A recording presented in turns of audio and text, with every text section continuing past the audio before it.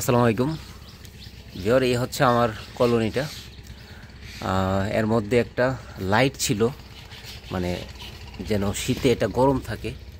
এই লাইটটা আজকে আমরা খুলে ফেলবো, কারণ এখন শীতের সিজন শেষ। তাই এটা আসলে একটু জ্যাম হয়ে আছে আমার এই কলোনির ভিতরে।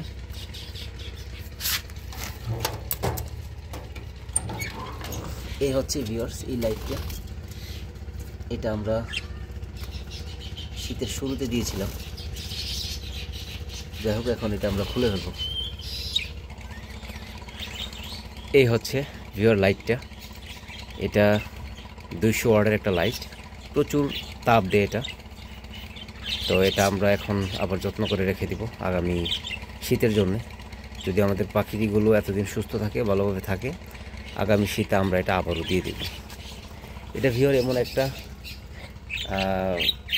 বানিয়ে আমি দিয়ে দিয়েছি, কারণ এটার ভিতরে লাইটটা দিয়েছি, কারণ এটাতে সরাসরি পাখিরা যদি বসে কোনো কারণে তার পা পুড়ে যাবে।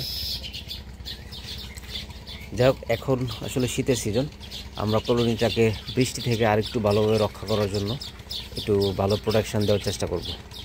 তো ধন্যবাদ ভিউয়ার, ভিডিওটা আজকে এখানেই শেষ করছি।